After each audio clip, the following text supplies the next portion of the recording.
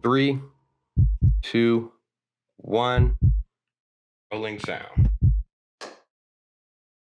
Great. Who are you? Well, my name is Latasha Amanda Gray. I'm 31. I'm from Atlanta, Georgia, and I am a Southern Belle, and I spread hope. What was your childhood like? And what were some important lessons that you learned then that you carry with you today? Um, my childhood was cool to me. My birth mom passed away when I was 2 years old, so I was raised with my aunt being my mom. And I've always recognized her as my mom. I don't have any like memories of my birth mom because I guess I was two, so I don't have a whole bunch of memories. So I only know my mom to be Coralie Gray James.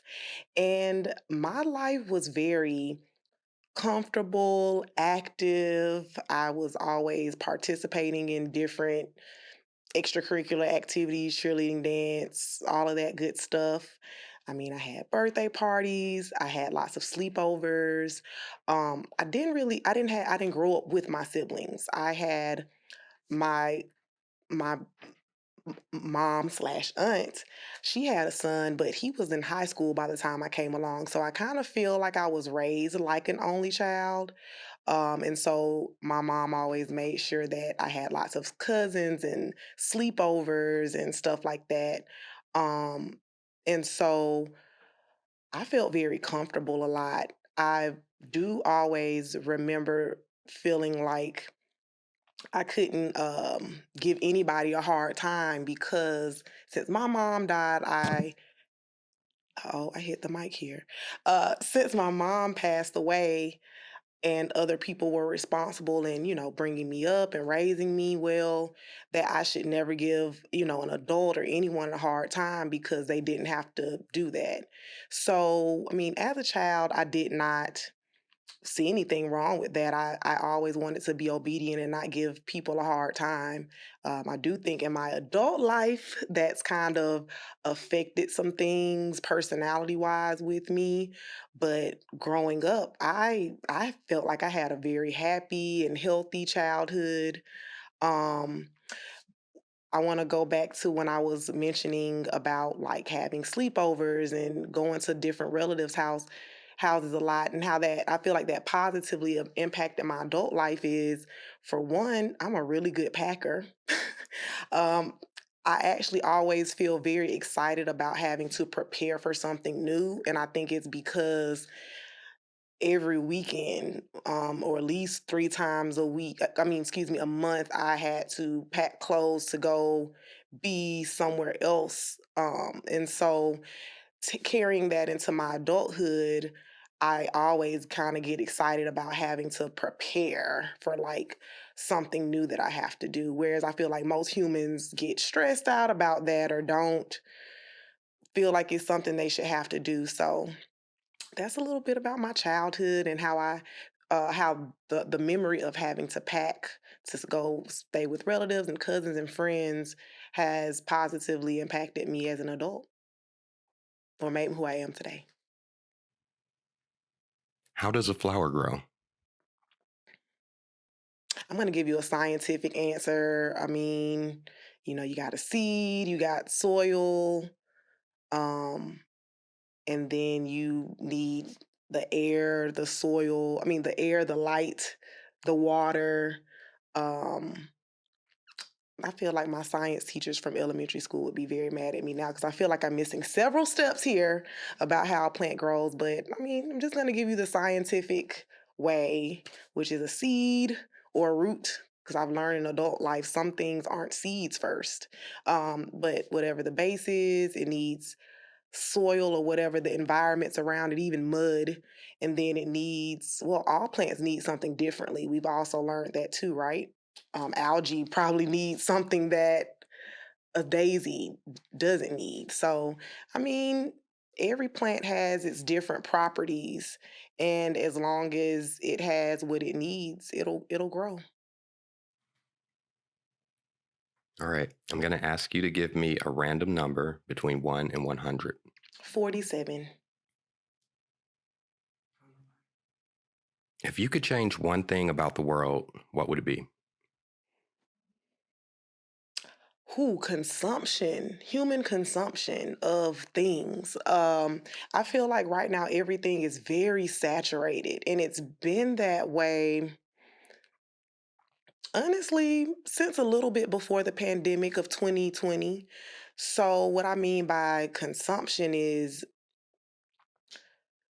for me personally, I get annoyed with the same mundane thing of going to the restaurants, buying things off Amazon, getting something from Walmart and Target. It's just like consumption. And I don't know if it's because right now I'm kind of in some financial challenges, but I personally get annoyed when people, around me are always talking about consuming something else. And I don't know what's going on with that, but I personally am looking for an opportunity to not have to consume so much or not feel bad that I'm not consuming. I know now it's like I almost can't escape it. I'm a hairstylist, so in the salon and being around women all the time is just always what new purse to get, what shoes they want. And I too have been and am that person sometimes. But I really feel like people around me are constantly um feeling like they need to consume something, and I'm annoyed by that. Even when I think about everything that I have when it comes to material things as far as like clothes and shoes, I'm like, I have enough for a little bit. Like, I'd like to kind of use that stuff first before I want to consume more. And I feel like so many people feel like you're not living your life, or you're not maximizing things and enjoying life if you're not like consuming every day. Like, I would like to consume less times in a month versus like every day. So that's one thing I think I would change about the world, is just like this need to consume something every single, well, except for food and water. I'm talking about material things. So yeah, that's what I would change about the world today. Please give me another number from 1 to 100. I thought you were just gonna pick 25. Would you ever take somebody back who cheated? Why or why not? I don't know. I'm a very gray area person, and I'm very what is the word I'm looking for? Conditional. So, if somebody cheated and like, they're 80% of the things that they do are right or to my fulfillment, or I'm feeling great about that person. If their 80% is really high, or they're meeting a lot of the needs, but they cheat, I would probably forgive that person over someone who's not giving me 80, who's giving me 45%, and they cheated. Probably not. So that's why I'm like, I don't know. Things are very conditional for me. It just depends on, does it, does it weigh out in my best interest? Please give me another number from 1 to 100. Uh 18. What's one thing you would change about yourself? Why does it need to change? One thing I would change about myself is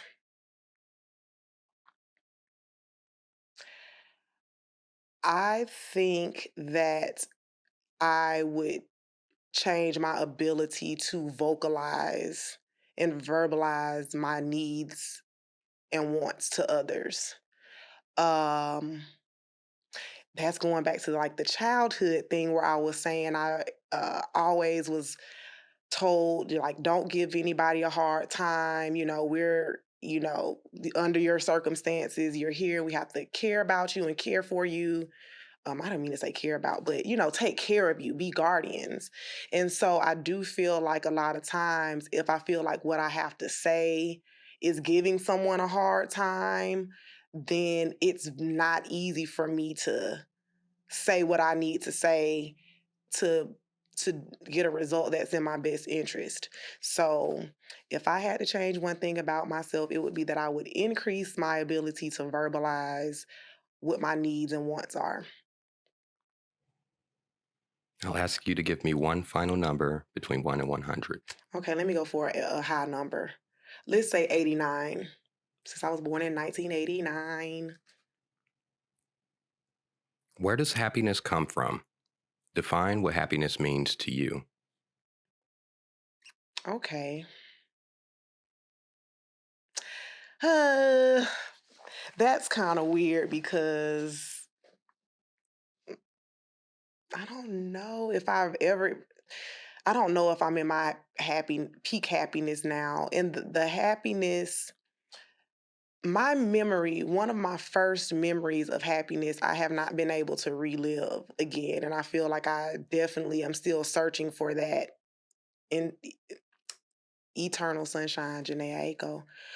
But I mean, I remember as a child, I even now I have this reoccurring daydream sometimes of I was at my elementary, Oglethorpe Elementary's playground, and I don't see myself in this daydream. I always just can see outwardly. The sun is shining. I can feel though, even in whenever I daydream this, the temperature was perfect. I see friends that I still know now. I see the playground toys and stuff like that. And in this daydream, like what I feel like on my in my heart, like here in this whole area from the neck and torso was very warm. And to the fact to where I couldn't help but to smile. Like I said, I didn't see myself smiling, but even when I have this daydream, it's just all of this is warm and lifted. And so to me, that feeling, I don't, like I said, I don't know what was happening on the playground or what was so great about that day, but I still identify that particular body feeling as what happiness is to me. So, and that's a feeling that I'm still seeking to feel again in my adult life and as I grow older. So, I mean, I don't know if that's a definition of what happiness is. For me, happiness is a feeling. I don't know if it's definition, but it's definitely a feeling. I felt it once before and I haven't felt it since then. So, yeah, that's what happiness is to me. This warm, fuzzy feeling that forces you to smile. All right. How do you find meaning in your daily experience? What propels you through life? Another challenging question. Because I feel like I struggle every day to propel through life. And that's new for me. Just like in the past 3 years, I feel like I've kind of struggled to propel every day, but I do it to some capacity. I don't That's what it is. I definitely propel, but I don't feel like I've propelled enough every day. I always want to propel a little more, but I have to tell myself something is better than nothing. This is progress. One step is always better than nothing. Um, read the first. What was the first half of that question again? I got stuck on the propelling. How do you find meaning in your daily experience? Meaning, okay. I mean, so basically, it's just doing the steps it takes to reach personal goals. So, meaning is just, to me, meaning is something, is the goal. Meaning to me is interchangeable with the word goal. Um, so every day, I mean, I'm an organized person. You write things down, you have to-do lists, you have your agenda where you kind of write things you need to accomplish in a day. So just taking those steps, crossing those things off to me, it means that I'm living meaningfully. It means that I'm being productive as much as one can. And so simply to me, that meaning is what propels me in my life every day. What has the experience of living been like for you to this point in your life? What can people learn from your life? I'm waiting to figure out what I'm supposed to learn from my life. Life was really great for me in elementary school, totally the happiest time ever. Middle school was like super rough, but middle school definitely taught me that I am pretty fearless and likable. High school was ninth grade was cool, but honestly, high school was not the happiest time of my life. I feel like I cried a lot in high school. Not because of bullying or anything like that, but just because I didn't get to do what I wanted to do, right? And that's how I coped with not being able to do what I wanted to do. Um, and then college, it was cool. It was one of those things where, I mean, it was just very nostalgic. In the moment of college, I don't think I was very serious. I took life very seriously. I didn't want to get pregnant. I didn't want to get an STD. I didn't want to have to drop out of college. I didn't, I just took my life very seriously in college and met great friends.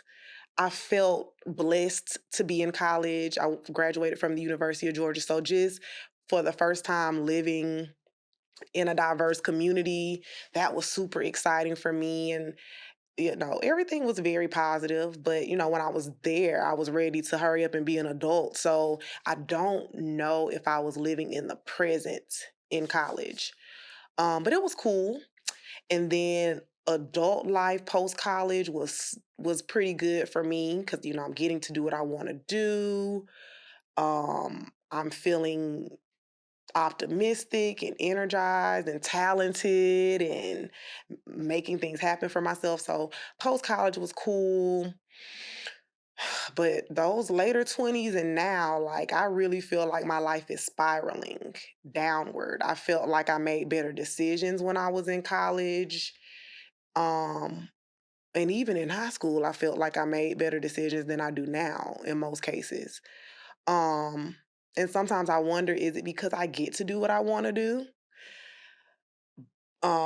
But that makes me scared too, because I'm like, does that mean you need to be controlled or helped or directed? I'm just like, ooh, sometimes I think that would be easier for me if somebody kind of like told me how to do the stuff as long as I get to do what I want to do. Like, it's totally weird. So, but the great part about feeling like my life is currently spiraling, and it has felt that way for a few years now. Honestly, since I've become an entrepreneur, I felt like my life was spiraling. But the great news is, don't be scared for me, y'all. I see a light at the end of the tunnel at the end of the day. So it's like I feel like, yeah, although I'm spiraling, for some reason, I just know I'm not gonna like completely crash. I don't know what type of parachute. Something's gonna happen that I think will propel me to go in an upward spiral. So right, I just don't know the when, right? Or at what age or at what point. So I mean, that kind of sums up my life. Like, my life has been super blessed. I've been either very happy or very sad. I've been always very grateful, but still very sad. And it's like, how can you be grateful but still be sad? But like I said, I do gray areas, so I don't know. But yeah, that's how I would describe like my experience in life as being um not a lot of ups and downs, but long periods of happiness and long periods of sadness. So that's what I got. All right. This is the final question and the reason we're here. Life is fleeting. We never know when it's our time. If these were the last words that you ever recorded, what would you say about your life and your legacy? Well, let's start with what I would say. about the whole legacy thing.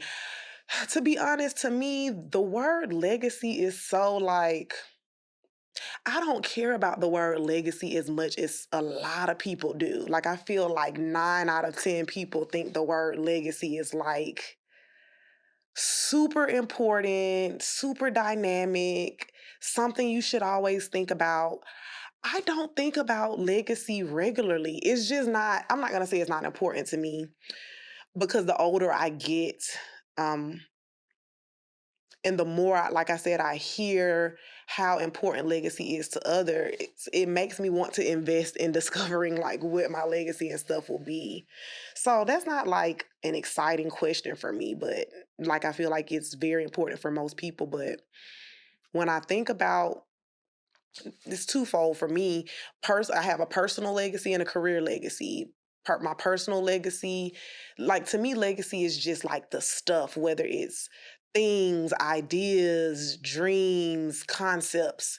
It's something that you leave behind that people like directly identify or point to you after you're gone. That's what I think legacy is. And so personally, when I think about legacy, I definitely think about like my offsprings. And so for me, the legacy, I would want my kids' legacy to be that they find important some of the things that I personally find important, primarily being authentic and being fearless. I do feel like, a lot of people are ingenuine in the world. I pride myself on being very genuine, and any advice or anything that I can ever share with people as I try to talk about being hopeful, um, because I know that I spread hope to others. I've always had to be hopeful, and that's what propels me. But I just want people to look at my life and remember that there was this person named Latasha Amanda Gray who was one of the most genuine people that they ever met. And so I want my offsprings to also be very genuine people. And honestly, I being fearless is super important to me. I think psychologically, behavioral wise, if more people were more fearless, I think the society would operate better. There wouldn't be so much shadiness and people not being upfront. And so I really try to live my life being fearless. And I would want my children to be fearless. And even when you are afraid, because there's a lot of stuff to be afraid of. I'm not saying that people shouldn't have fear, but even when you have fear, I want you to get over it. Because I just think you should. That's how I live my life. So the legacy that I would want to leave as an individual person and pass on to my offsprings and the family that I create is to be authentic and to be fearless. But as far as business goes, like I have a business legacy that I would like to leave, which is to create businesses that are truly efficient in the beauty industry. Like I really want all of the businesses that I create from in the products that I create to to be genuinely professional and efficient.